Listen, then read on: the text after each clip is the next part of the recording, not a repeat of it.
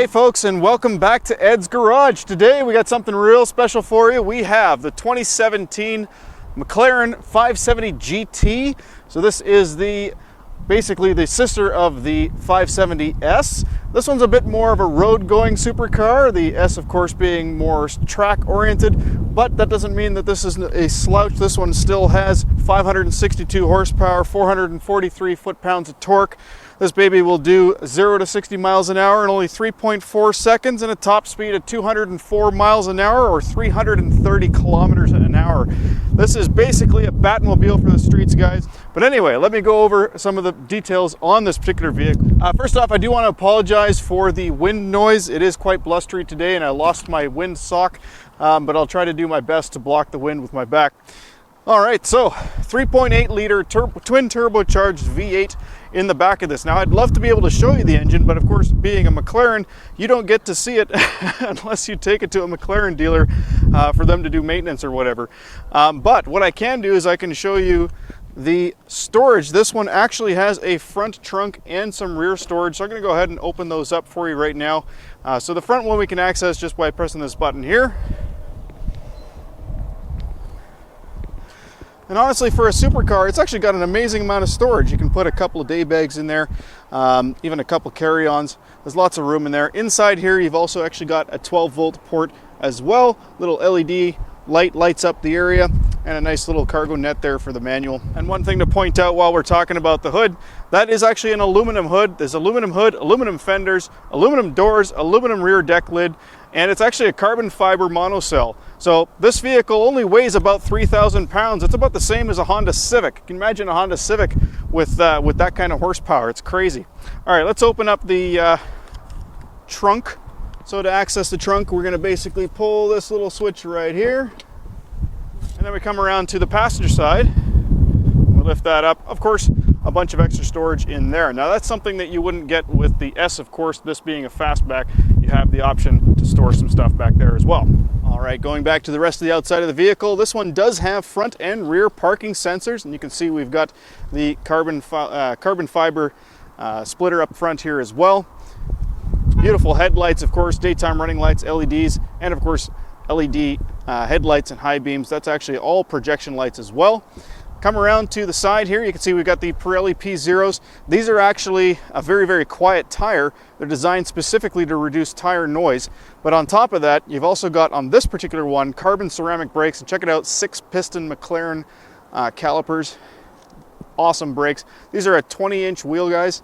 So 225/35 19-inch wheel on the front. But on the back, it's a 285/35 20. So this is actually a staggered setup, 19-inch wheels in the front, 20-inch wheels in the back. Speaking of the back of the car,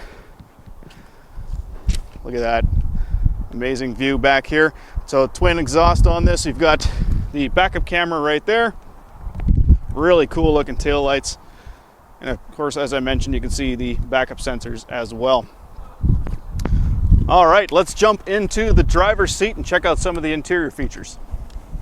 All right, so to open up these beautiful scissor doors, the button is actually located underneath here. So we press that, the window drops down and the door comes up.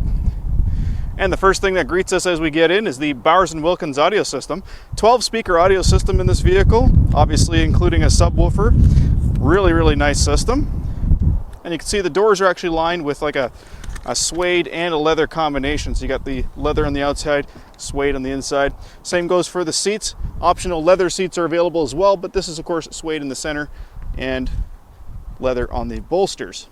All right, now this being the GT version versus the S, not only does it have a nice quiet interior because there's actually more sound deadening, but as it's designed for more road use, it's actually got softer suspension. So 15% reduced spring rate in the front, 10% reduced spring rate in the back, making this a little bit more of a luxurious drive than the S. Now check out some of the awesome interior features. I'm going to go ahead and fire up the vehicle. To do that, we've got a start-stop button right here. All right, great sounding engine. Of course, that V8 rumbling off in the back. It's not terribly loud though, but it still sounds amazing. Now, of course, this vehicle is equipped with climate control, and to find that, we're actually going to go into the system here. So you can see we've got dual zone climate control, both sides set up to 18 degrees at the moment. We can go ahead and change that. We're going to put it on automatic. And there's different levels for the automatic climate control system as well. All right, let's turn up the fan a little bit automatically here. You can see it's going up on its own. All right, so just so we don't have to listen to the engine over my voice, I've gone ahead and shut the motor down here so we can go over some of the features in the vehicle. So as you can see, we got the buttons for the front trunk and the rear trunk. It is a fly-by-wire system, which of course you can control the transmission gearing with the positive and negative buttons here. So the paddle shift, gear up, gear down, and nice steering wheel as well. Nice suede leather wrapped steering wheel. On the console here, we've also got the launch, so of course you can do launch mode. Okay, and beside that, of course, you have the active mode. So if you want to basically turn off all of the little electronic nannies, you can quickly press that. It puts it into basically a track mode. Now you can customize different track modes as well. So your stability and traction control system, you can quickly turn off the stability control here. There's a normal mode, a sport mode, and a track mode. Same goes for this side here. So you have additional settings. This is actually the transmission. So you can put it into a manual mode. You got normal, sport, and track as well. Yeah, so pretty cool. The auto start stop system, of course, so you can actually save a little tiny bit of fuel by having it automatically shut off at stoplights and stop signs and stuff like that. And then, of course, that button will completely disable that. On the steering wheel, as I mentioned, you got the paddle shifts, but there's a few other controls here as well. So obviously you got cruise control there. And then there's another handle back here that controls your window wipers. It does have automatic wipers as well. On the left side here, you can see we've got different modes for the nose ride height.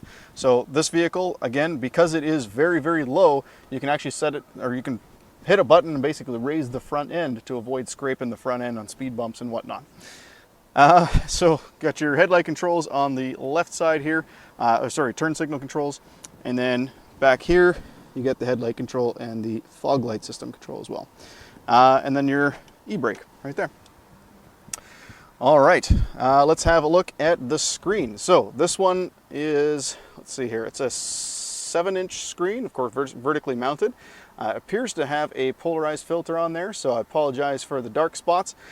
Trust me, it doesn't actually look like that in real life, unless you're wearing maybe polarized sunglasses, or that could be the actual refresh lines. So I could be wrong on the polarization. But let's check out a couple things here. So you got built-in navigation. So you can see really nice, clear, easy to read map. Now you've also got in the app screen access to a browser. You can actually browse the internet.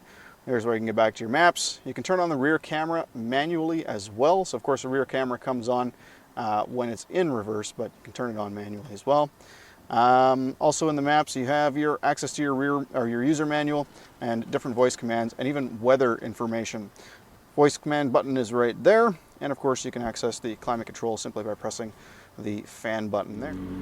All right, so to go into settings, we do need to have the car running. So here's where you can change things like the wireless connection that you're connected to, your volume settings, so things like your different levels for different devices. You can go into your audio settings and change things like driver focused audio. I'm not sure exactly. Oh, this is like sound tuning. You can go into your advanced where you can change the treble, bass, that sort of thing. And you can actually see the hard drive here as well. So check out exactly how much storage you have left in the system as well. All right, also in this vehicle, of course, you have the big, beautiful panoramic sunroof. Unfortunately, there's no shade to cover up the sun here, so it can get quite hot. But you know what? It's got it. That's something you don't get in the S either. You've also got an auto-dimming rear view mirror, and of course, access to map lights, your little tiny sun visors that do have mirrors in them, and that beautiful suede headliner as well. All right, so that pretty much covers it for the McLaren 570 GT. I hope you enjoyed this video. I know it was a little bit different from my normal videos, but if you liked it, don't forget to hit like and subscribe. See you in the future.